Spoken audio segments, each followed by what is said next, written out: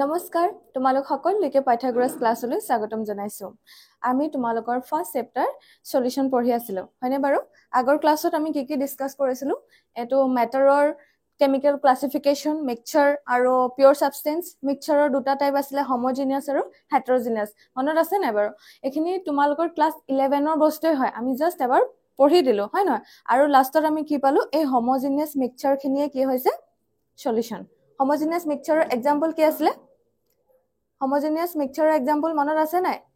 এখিনি কি হৈ গলগে সলিউশন homogeneous mixture আছিল যেতিয়া পানীত নিমখ মিলাইছিল হেতু এটা homogeneous mixture যেতিয়া পানীত সুগার মিলাইছিল বা গ্লুকোজ মিলাইছিল ইথানল আৰু পানী মিলাইছিল হেবলা কি আছিল homogeneous mixture heterogeneous কি আছিল যদি পানীত আমি মাটি মিলাই দিও হেখিনি মিহলি হৈ যাব জানো নহয় হেতু কাৰণে তাক কি বুলি কব অসমসত্ব মিশ্ৰ এখিনি আমি যোৱা ক্লাছত অলৰেডি ডিসকাস কৰিলো তো আমাৰ কোৰ পৰা আছিলে পঢ়িবলে এখিনি পঢ়িলো হয় নহয় সলিড আৰু সলভেন্ট এবাৰ দেখাই দিও নেকি সলিড আৰু সলভেন্ট কোনটো আছিলে যোনটো আমি কম পৰিমাণৰ থাকে এখিনি কি আছিলে সলিড মানে দ্ৰৱ আৰু যত মিলাম বা যেটো বেছি পৰিমাণে থাকে হেতু কি হয় সলভেন্ট আৰু যেটো পাম হেতু কি হয় সলিউশন হয় না মনত পৰিছে নে সকলোৰে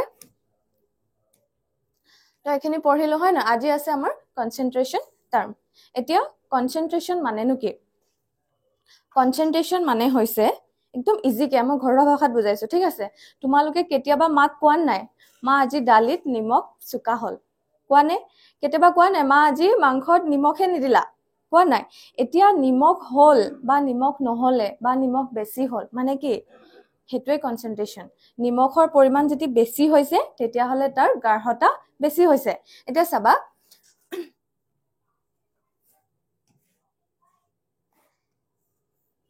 এটা গ্লাস আছে ইয়াত তোমালোকৰ এচামুচ নিমখ দি থোৱা আছে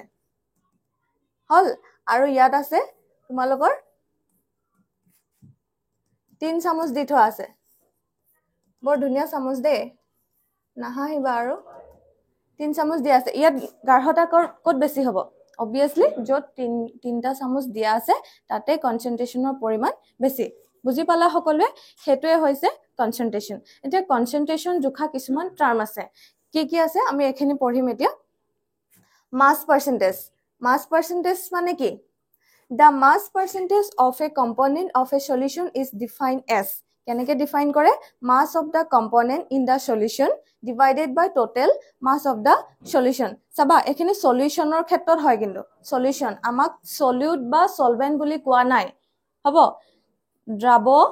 মানে আমাক দ্ৰৱৰ কথা কৈছে দ্ৰৱ বা দ্ৰাৱকৰ কথা কোৱা নাই অসমীয়াত কি হ'ব দ্ৰৱত উপাংশটোৰ ভৰ আৰু ডিভাইডেড বাই দ্ৰৱত মুঠ ভৰ এতিয়া চাবা দ্ৰৱত মুঠ ভৰ যিমান হ'ব এই ওপৰত কাৰ কথা পাতিম ওপৰত আমি সলিউটৰ কথা পাতিম সলিউশনটোত কিমান পৰিমাণৰ সলিউট আছে মানে দ্ৰৱ আছে নিমখৰ পৰিমাণ যিমান হয় হেতু ওপৰত পাতিম ঠিক আছে তলত কি পাতিম এই গুটে সলিউশন খিনি নিমখ পানী খিনিৰ কথা তলত পাতি ইনটু কি কৰি দিম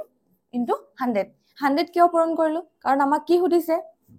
আমাক পার্সেন্টেজ আমি উলিয়াই আছো সদায় হয় না ম্যাথছত পার্সেন্টেজ উলিয়াই আছো পার্সেন্টেজ কেনেকে কৰে পাৰ্সেন্টেজ উলিয়াবলে মানে কি 100ত কিমান বুজি পাইছা পাৰ্সেন্টেজ মানে হৈছে 100ত কিমান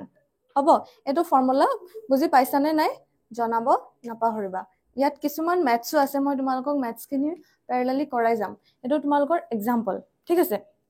এটো চোৱা কি কৈছে ক্যালকুলেট দা mass percentage কি উলিয়াব দিছে mass percentage এই মাত্ৰ আমি mass percentageৰ ফৰ্মুলা পঢ়িলো এটা আমি ম্যাথছটো লগতে কৰি যাম mass percentage of benzene C6H6 and carbon tetrachloride CCl4 if 20 gram of benzene is dissolved in 122 gram of carbon tetrachloride তেতিয়া হলে mass percentage টো কিমান মানে 22 গ্রাম বেনজিনত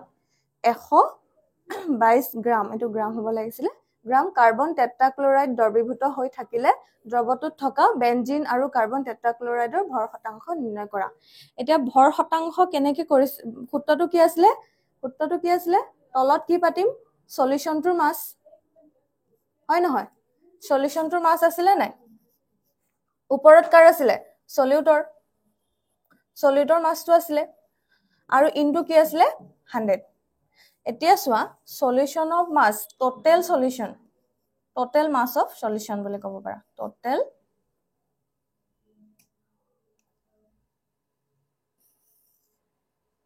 তলত কি হয় টোটেল মাছ অফ সলিউশন ওপৰত কাৰ আছিলে মাছ অফ সলিউট হয়নে বাৰু ইনটু কি আছিলে ইনটু 100 100 টো কিয় ওলাইছে কাৰণ আমাক পাৰ্চেন্টেজ উলিয়াব দিছে এতিয়া চোৱা টোটেল উলিয়াব কাৰণে টোটেল হ'ব কাৰণে কি কৰিব লাগিব অবভিয়াসলি প্লাস কৰিব লাগিব আমাক দুটা দিয়া আছে সলিউটৰ দিয়া আছে সলভেন্টৰ দিয়া আছে এতিয়া চোৱা 22 গ্ৰাম বেনজিন এটা পালো 122 গ্ৰাম কাৰ্বন টেট্ৰাক্লোৰাইড এটো গ্ৰাম এটা সলিউট হয় এটা সলভেন্ট হয় নে এটো সলিউট এটো সলভেন্ট আমি কেনে গম পাম ওপৰত কোনটো পাতিম সলিউট মানে কি আছিলে যোনটো কম পৰিমাণে আছিলে তো ইয়াত কম কোনটো 22 টো নে 122 টো অবভিয়াসলি 22 টো সো এটো কি হয় আমাৰ সলিউট মানে দ্ৰৱ আৰু এটো কি হয় সলভেন্ট হয় না এতিয়া ওপৰত আমি 22 টো পাতিম হেতু আমি গম পালো তে তলত কি পাতিম টোটেলটো পাতিম টোটেল কেনেকে উলিয়াই যোগ কৰি দিলে ওলাই যোগ কৰিলে আমাৰ কি হ'ব চোৱা ওপৰত কি পাতিম 22 তলত কি পাতিম 22 প্লাস 122 ইনটু 100 বুজি পালানে ইয়াত আমি লিখি লম যেনিবা মাস পার্সেন্টেজ বুলি হ'ব চোৱা 22 divided by কিমান হ'ব 144 into 100 এতিয়া কটাকটি কৰিব পাৰিম নাই 2 11 বাৰ যাবনে আৰু ইয়াত কিমান বাৰ যাব 2 7 গুণ 14 2 2 গুণ 4 আকৌ এটো কিমানে যাব 25 এ যাবনে 25 এ না যায় কিহেৰে যাব 4 এ যাব 4 25 100 4 into 18 কিমান হয় 72 ইয়াত কিমান কিমান থাকিলে এতিয়া 11 into 25 divided by 18 এতিয়া চোৱা 11 আৰু 25 টো পূৰণ কৰিবা কিবা এটা পাবা নাই পাবা তলত 18 পাতিবা তাৰ পিছত 18 এ ইয়াক হৰণ কৰিবা আনসাৰ পাবা নে এটো তোমালোকৰ এক্সাম্পল হয় হয় নহয় এটো তোমালোকৰ এক্সাম্পলৰ মানে ইনটেক্স কোৱেশ্চন হয় ইনটেক্সৰ হয় সো এটো তোমালোকে কৰিবা এখন তোমালোকৰ হোমৱৰ্ক কি কৰিব লাগে জাস্ট হৰণ কৰিব লাগে হৰণ কৰিবলৈতো আমি কেতিয়া শিকিলো ক্লাস সৰুতে শিকিলো হয় না তো এটো হৰণ কৰি পেলে কমেন্ট কৰি জনাবলৈ নাপাহৰিবা এটো তোমালোকৰ ইনটেক্স কোৱেশ্চন হয় 1.1 ৰ ঠিক আছে তো আমি নেক্সট স্লাইডলৈ আগবাঢ়িম এতিয়া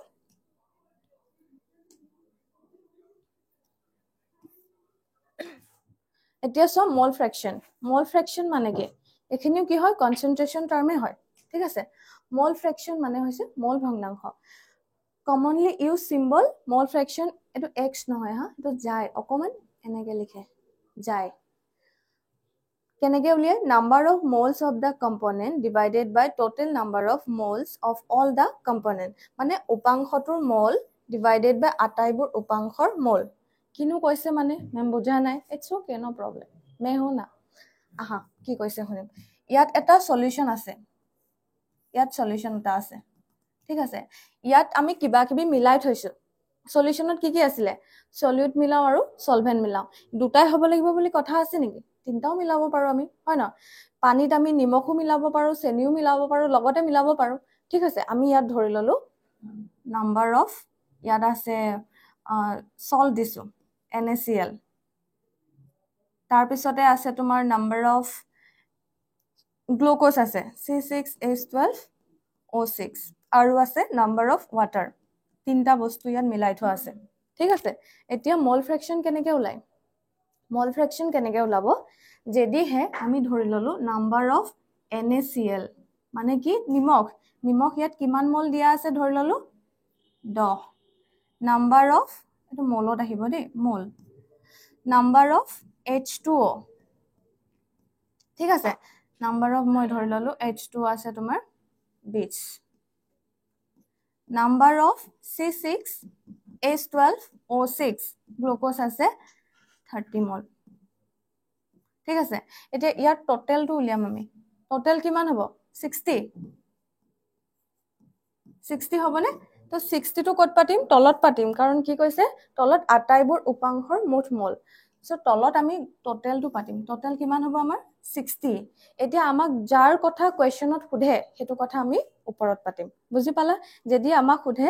NaCl ৰ মল ভগ্নাংশ কিমান তেতিয়া আমি NaCl ৰ মল ভগ্নাংশটো সুধিলে আমি কি পাতিম NaCl ৰ কি হয় 10 হয় গতিকে NaCl ত কি পাতিম 10 পাতিম তো ইয়াত কি লিখিম জাই লিখিম আৰু ইয়াত লিখিম NaCl বুজি পালা নিশ্চয় যদি কয় আমাক যে মল ভগ্নাংশ উলিওৱা গ্লুকোজৰ কি লিখিম তেতিয়া প্ৰথম জাই লিখিম C6H12O6 ইকুৱেল টু তলত কি পাতিম টোটেলটো পাতিম টোটেল কিমান আছে আমাৰ 60 ঠিক আছে টোটেলটো পাতি দিম ওপৰত কি পাতিম ওপৰত আমি গ্লুকোজৰটো পাতিম এটো হয় নহয় 30 গতিকে ওপৰত পাতিম 30 0.5 বুজি পালা নিশ্চয় নিশ্চয় বুজি পালা ঠিক আছে তো মল ফ্ৰেকশন মানে কি আছিল number of moles of the component divided by total number of moles of all the components ঠিক আছে ক্লিয়াৰ এখন লাগে তো নেক্সট স্লাইডত গৈছো এটো এটা তোমালোকৰ এক্সাম্পল হয় ঠিক আছে এতিয়া মই কলো যে যেতিয়া মলত দিয়া থাকে মলত দিয়া থকাৰ পিছত কি হ'ব টোটেলটো আমি প্লাস কৰি ওপৰত যাৰ খুদে হেতু লিখি দিম এতিয়া কোৱেশ্চনটো কি কৈছে চোৱা calculate the mole fraction of ethylene glycol in a solution containing 20% ethylene glycol by mass মানে কি কৈছে ethylene glycol আছে ঠিক আছে ethylene glycol কিমান পাৰ্সেন্ট আছে 20% আছে আৰু ইয়াত কিমান যদি হে চাবা দে 20% গ্লুকোজ আছে বুলি কয় মানে ইয়াৰ মিনিংটো কি জানানে 20 গ্ৰাম কি আছে গ্লুকোজ আছে আৰু ইয়াত 80 গ্ৰাম ওয়াটাৰ আছে আমি সদায় এটো কিহত ধৰো এটো যাতে টোটেলটো কি হয় 100 ত হয় বুজি পালানে নিশ্চয় বুজি পাইছা এতিয়া চাবা আমি আমাক কি কৈছে ইথাইলিন গ্লাইকল কিমান পাৰ্সেন্ট আছে 20% আছে 20% C2H6O2 আছে মানে কি মানে হৈছে ইয়াৰ মিনিংটো কি 20 গ্ৰাম C2H6O2 আছে আৰু 80 গ্ৰাম কি আছে ওয়াটাৰ আছে একলকে ক্লিয়াৰ হল এতিয়া আমাক কোৱেশ্চনটো কি সুধিছে মল ফ্ৰেকশন সুধিছে এই মাত্ৰ আমি কি পাইছিলো মল ফ্ৰেকশনত তলত গুটে টোটেলটো আছে ওপৰত যাৰ কথা সুধিছে তাৰ কথা আমি ওপৰত লিখিম এতিয়া আমাকটো কোৱেশ্চনত মল বুলি দিয়াই নাই এটোটো মলত থাকিব লাগিব কিন্তু আমি মললে উলিয়াব জানো কেনেকৈ উলিয়াইছা